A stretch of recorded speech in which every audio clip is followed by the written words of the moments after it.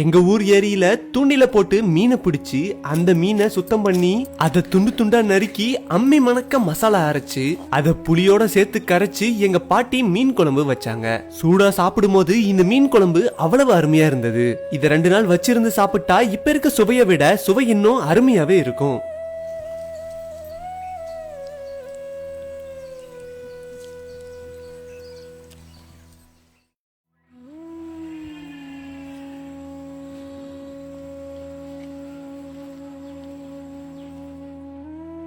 மீன் குழம்பு செய்யறதுக்காக எங்க ஊர் ஏரியில நாங்க மீன் பிடிக்க போனோம்.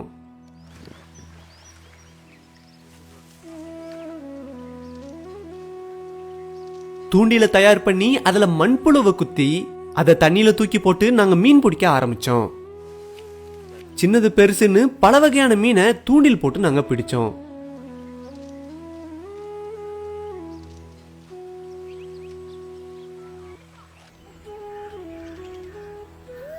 அதுலயும் குறிப்பா நாங்க பிடிச்ச ஜிலேபி மீன்களை மட்டும் குழம்பு வைக்கிறதுக்காக பயன்படுத்திக்கிட்டோம்.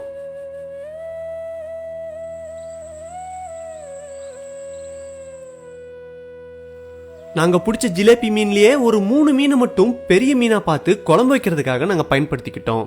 மீன் மேல இருக்க செதில் எல்லாத்தையும் சுத்தம் பண்ணி அதுல இருக்க குடல் எல்லாத்தையும் தனியா பிரிச்சு எடுத்துடலாம்.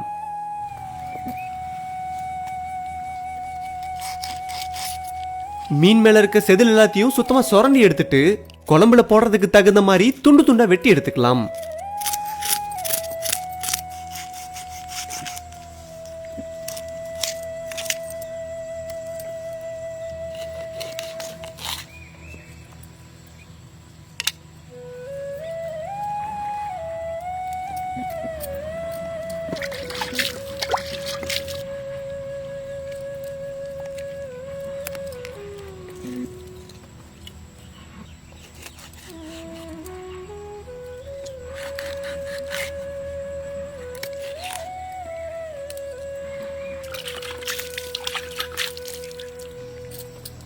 இப்ப மீன்ல குடல் மாதிரி தேவையில்லாத பாகத்தையும் சுத்தம் பண்ணிக்கிட்டாச்சு.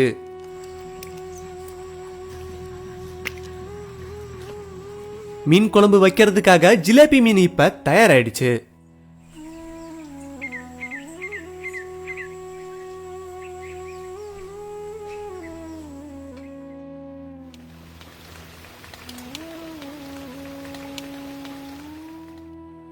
இப்ப மீன் குழம்பு வைக்க தேவையான மசாலா பொருட்களை பாத்திரலாம்.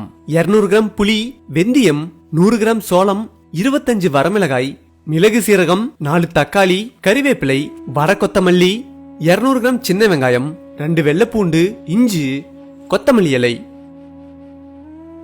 இப்ப மீன் குழம்புக்கு தேவையான மசாலாக்களை வறுத்து தயார் பண்ண ஆரம்பிச்சிடலாம். சட்டி நல்லா சூடானதும் வெந்தயம், மிளகு சீரகம் 2யும் இப்ப நல்லா வறுக்க ஆரம்பிச்சிடலாம். நல்லா வறுத்துட்டு அரைக்கிறதுக்காக ஆற வச்சிடலாம். இப்ப நம்ம எடுத்து வச்சிருந்த சோளத்தையும் நல்லா வறுக்க ஆரம்பிச்சிடலாம்.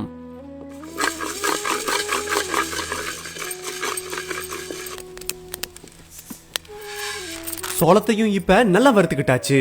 அடுத்து வரமிளகாய், வர கொத்தமல்லி இது 2யும் சேர்த்து நல்லா வறுக்க ஆரம்பிச்சிடலாம்.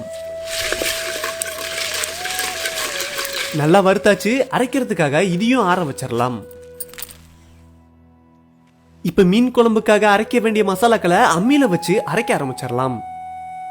இஞ்சி பூண்டு 2யும் இப்ப அம்மியில வச்சு அரைக்க ஆரம்பிச்சிடலாம்.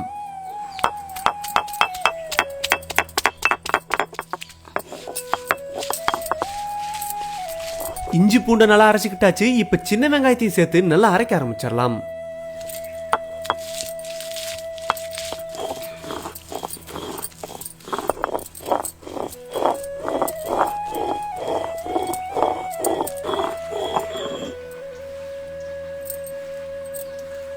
இஞ்சி பூண்டு சின்ன வெங்காயம் 3யும் இப்ப நல்லா அரைச்சுக்கிட்டாச்சு. அடுத்து வரமிளகாய், கொத்தமல்லி, சோளத்தை எல்லாத்தையும் சேர்த்து அரைக்க ஆரம்பிச்சிடலாம்.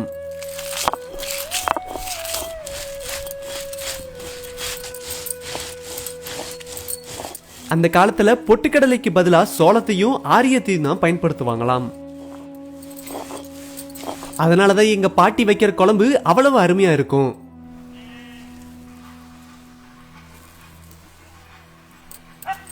வரமிளகாய் கொத்தமல்லி மசாலாவும் இப்ப தயாராயிடுச்சு. இப்ப வறுத்து வச்சிருந்த வெந்தயம் மிளகு சீரகத்தையும் அரைக்க ஆரம்பிச்சிடலாம்.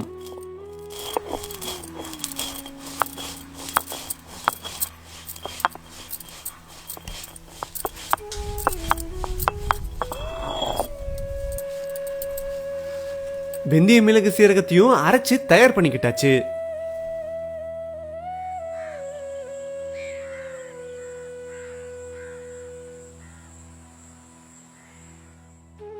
இப்ப நம்ம எடுத்து வச்சிருந்த புளியவும் தண்ணி ஊத்தி கரைச்சு எடுத்துக்கலாம்.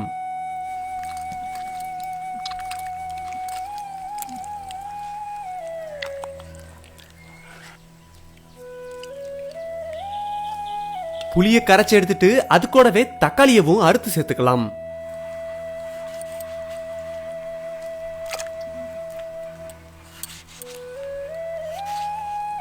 நம்ம புளியில சேர்த்த தக்காளியவும் நல்லா பிழிஞ்சு விட்டுறலாம்.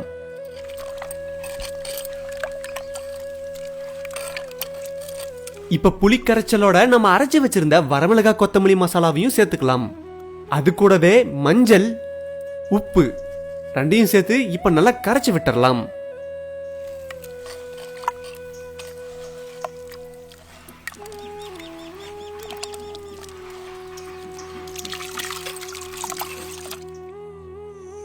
இப்ப மீன் குழம்ப வைக்க ஆரம்பிச்சிடலாம். சட்டி நல்லா சூடானதும் கொஞ்சம் எண்ணெயை ஊத்தி அதுல அரைச்சு வச்சிருந்த இஞ்சி பூண்டை சேர்த்துக்கலாம்.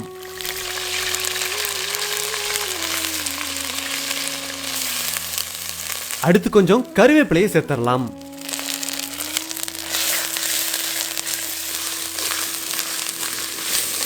அடுத்து நம்ம கரைச்சு வச்சிருந்த புளிக்கரைசல் மசாலாவை சேர்த்துக்கலாம்.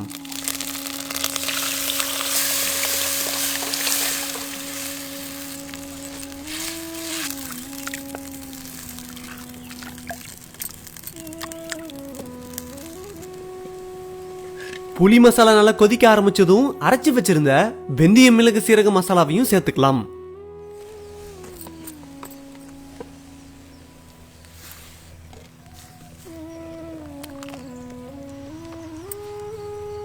நம்ம துண்டு துண்டா நறுக்கி வச்சிருந்த மீன்ல உப்பு, மஞ்சள் தூள் ரெண்டையும் சேர்த்து இப்ப மீனை நல்லா கழுவ ஆரம்பிச்சிடலாம்.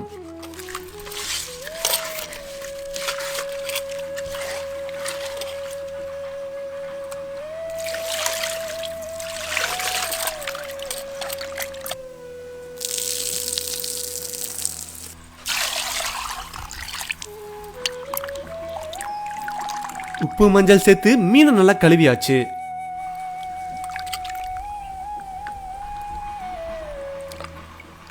உப்பு மஞ்சள் போட்டு கழுவி வச்சிருந்த மீனை இப்ப குழம்போட சேர்த்துக்கலாம்.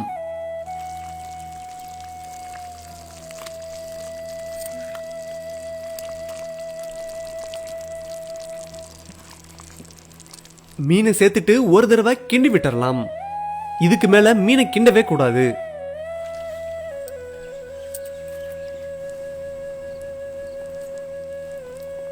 குழம்புல சேர்த்த மீன் இப்ப நல்லா வெந்துருச்சு. இப்ப மீன் குழம்புல கொத்தமல்லி இலையை சேர்த்து இறக்கிடலாம். மீன் குழம்பு இப்ப சாப்பிட தயாரா இருக்கு.